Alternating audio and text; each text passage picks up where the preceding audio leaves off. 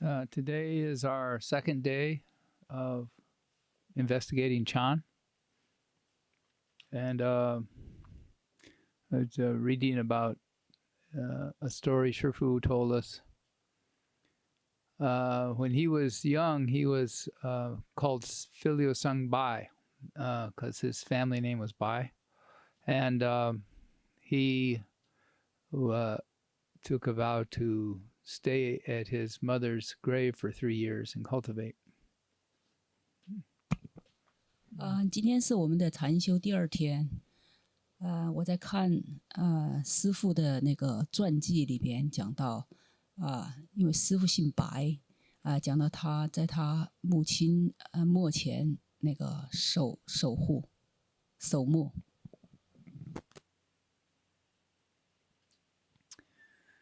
So he told us about this other fellow cultivator in the same time period in the same area, whose name was Filio Sun Yo.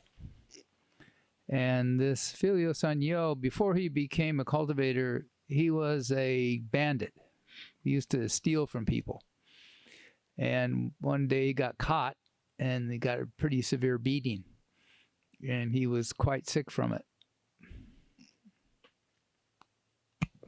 看到了其中有一段，就是在师父修行的同一个时期的另外一个在同样一个地区的一个修行者，我听不清楚叫什么名字。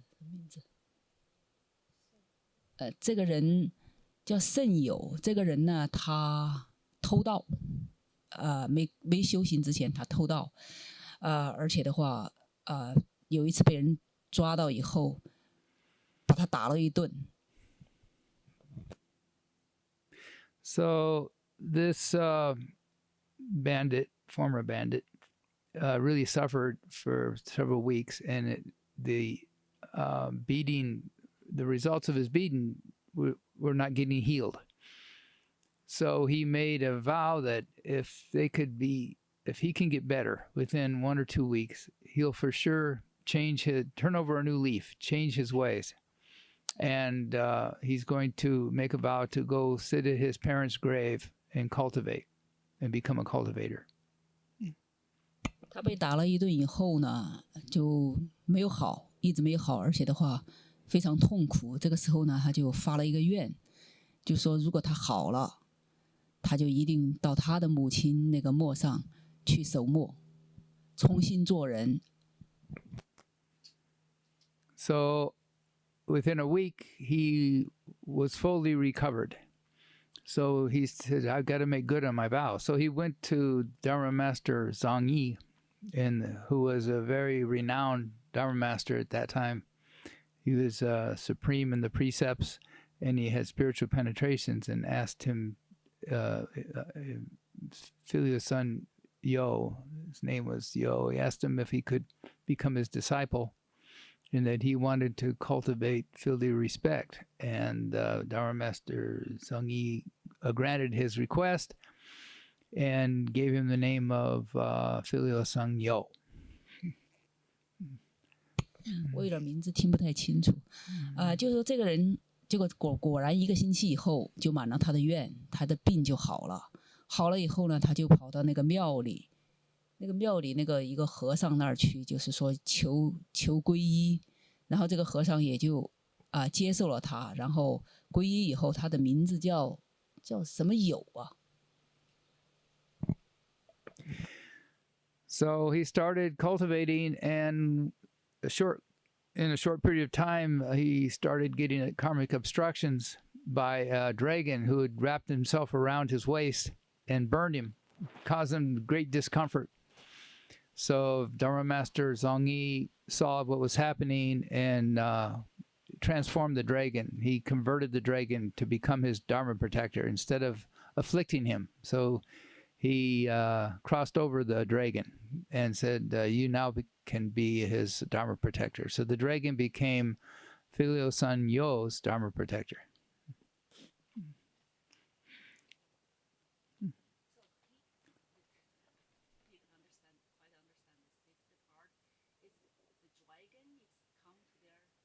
There was a dragon, and he wrapped himself around filial son Yo's waist and caused him a lot of trouble.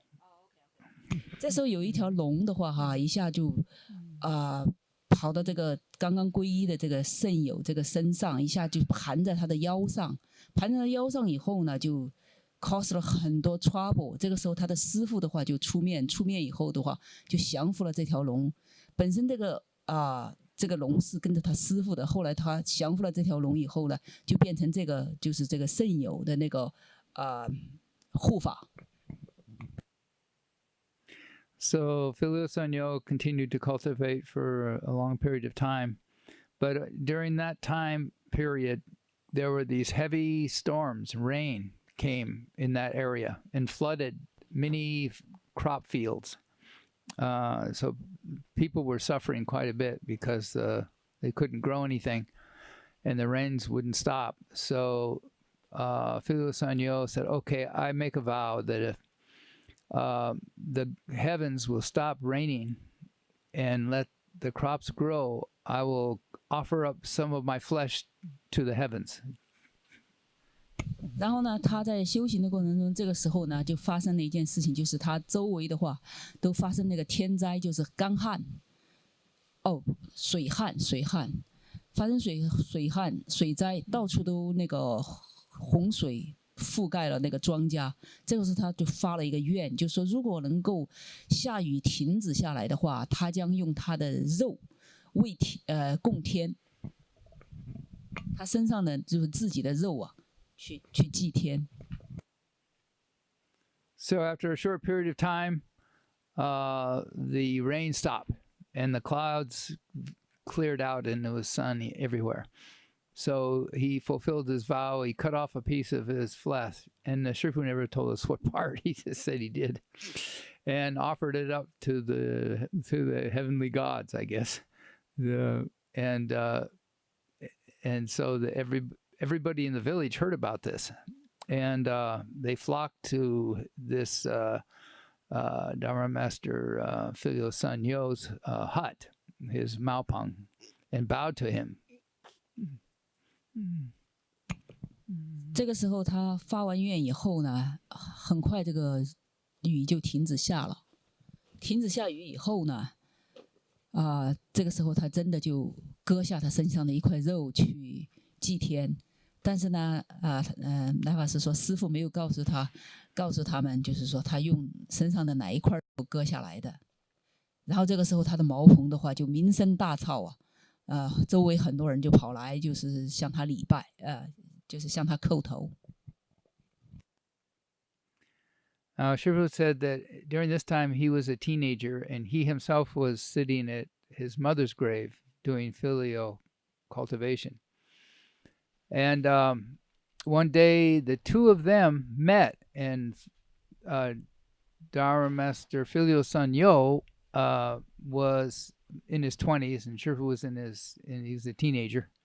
So they met each other on the road or something. They just passed each other and they saw each other. And as Shifu described it, he says, we just looked at each other for a very long time. 有一天呢，那个时候师父还是一个少年 ，teenager 少年，这个圣友呢20岁，他们有一天呢不期而遇，遇到的时候的话，他们彼此互相就是说。互相对看了很长时间。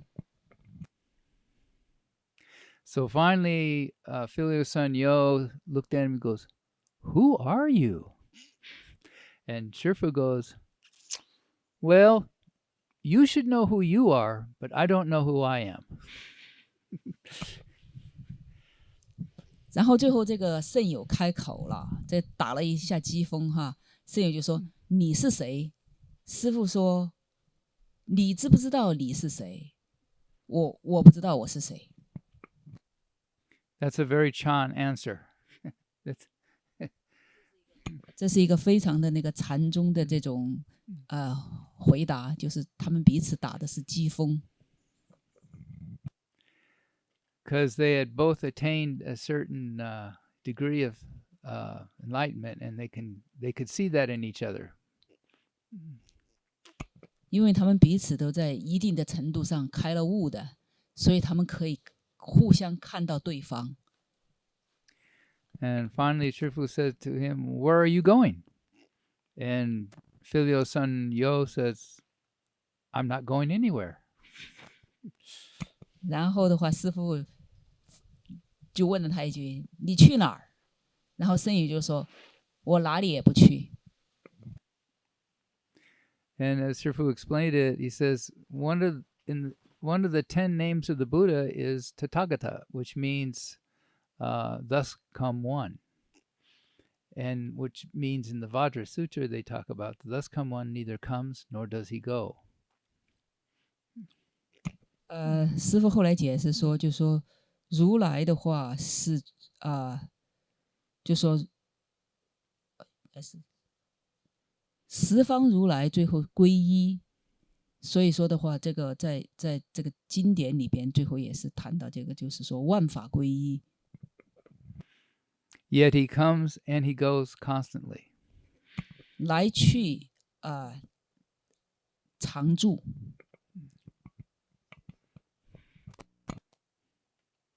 So he was basically expressing the inconceivable state of cultivation and samadhi of Chan. And they two, filial son Yo and our teacher filial son Bai, who were both very young at the time, were able to recognize this in each other, even without knowing it initially. They didn't. They just met by chance. They just met on the road and immediately recognized each other. 就是说，他们因为他们都是在一定程度上是开悟的，所以说他们不期而遇的时候的话，他们都能够看到照见那个彼此深刻的那个证悟到这个，就是说如来是不去不来的这么一个真理。So that's the nature of Chan, and if one reads about Chan a lot, there are many books and many stories of these kind of interactions between two people who are awakened, and it's very good reading. 这就是这个禅宗里边的很多的这个公案，就是讲了这个，就是说两个开悟的人，他们的一些就是说彼此之间的那种深刻的那种对话，这些书记的话记载了很多这种就是说修炼人就修有成就的这些修炼人他们的故事。So in our second day of Chan today, we can investigate the wonderful Dharma of sitting and attaining, and investigating the Dharma of our true natures. So it's best to sit up straight. They say sit like a bell. So you sit like a solid bell when we sit. And when we walk, you want to walk like a breeze. And so it's like a light breeze. And when we run, during that short run, we can run like the wind. 所以我们今天是禅修的第二天，我们应该就是说做的时候，就是说我们继续体会这种就是说不可思议的那种禅定的话，我们做的时候应该就是像弓一样。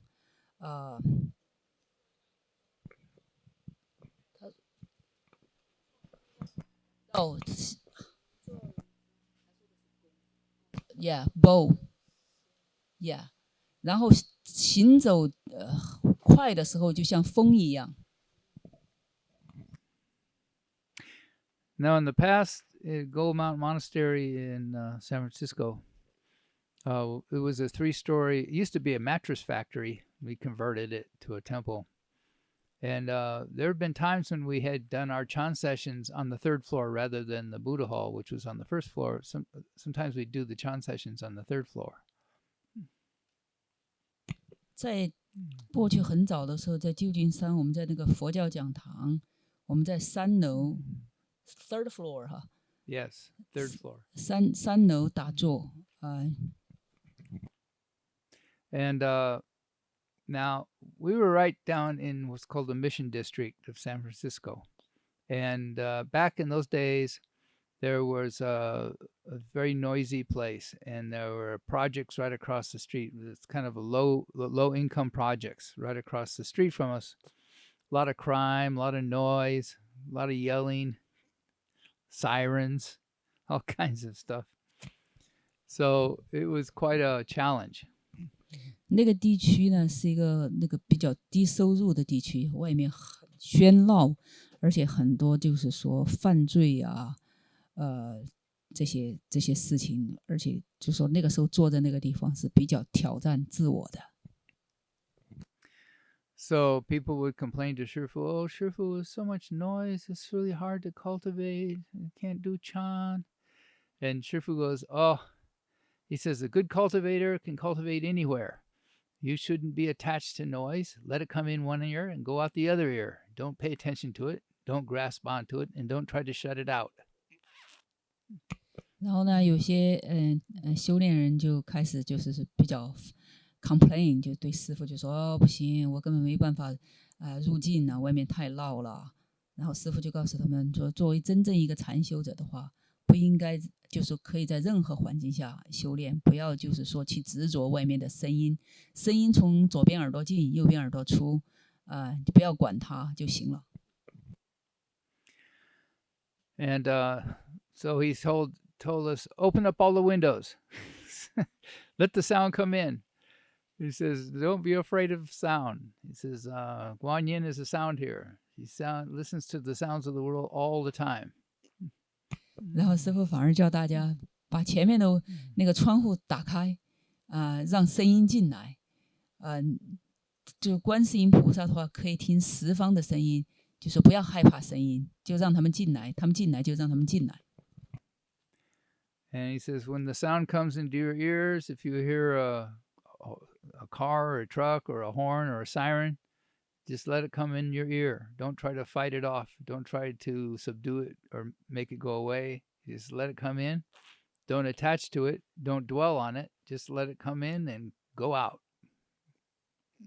当外面的那些剧烈的声音进来的时候，师父告诉他们就说：让你的耳朵进来，不要管它，你也不要去对抗它，你也不要去分辨它。它来了，让它自由的来，让它再自由的走，就是说完全就是说不管它，不去区分它。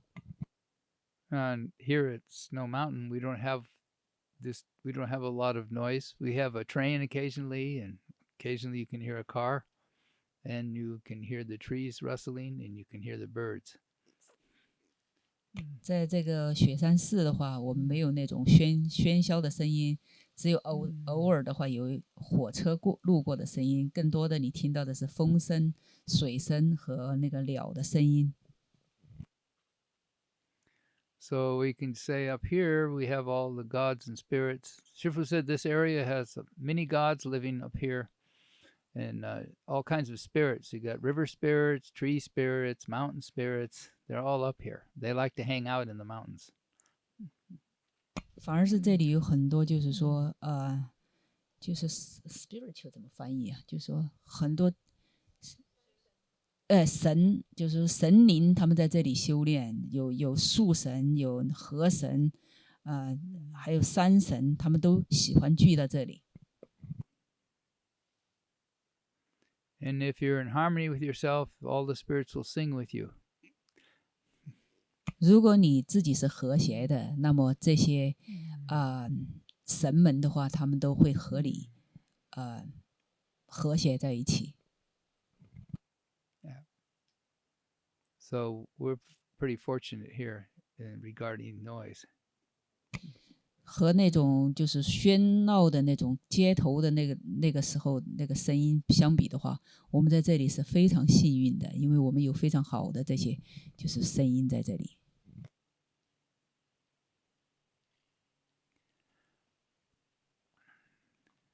So in the wintertime here, sometimes we have a lot of snow, and at that time the place becomes extremely quiet. You don't hear anything because the snow acts like a big blanket and cuts out all the sound. So it's very awe-inspiring to walk around here after a fresh snow.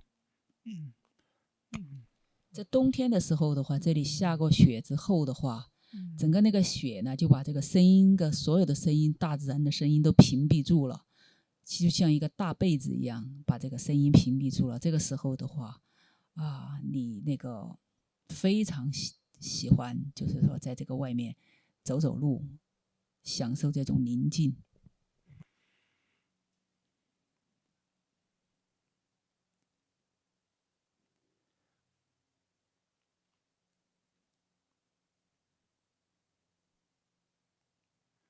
So when we sit in Chan here, we can continue to cultivate our Watto, our meditation topic. Who is mindful of the Buddha? Who am I? And we can get through our second day. And some people start getting some responses even in 2 days. They can get responses if they really work hard. You start feeling lighter, more at ease.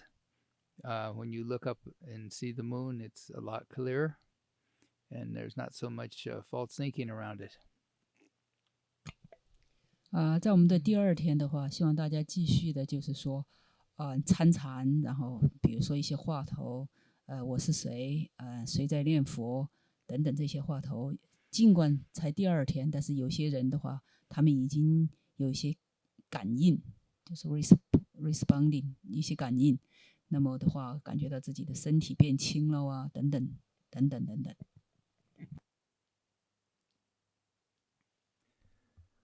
So I hope everybody produces effort. And if you have any questions you want to ask, you can ask. Otherwise, we can continue. We need to take a photograph together while we're all here today. So they asked if we can, after the Kaisha, we can go take a photograph, maybe where? In front of Guanyin? Where do you want to do it?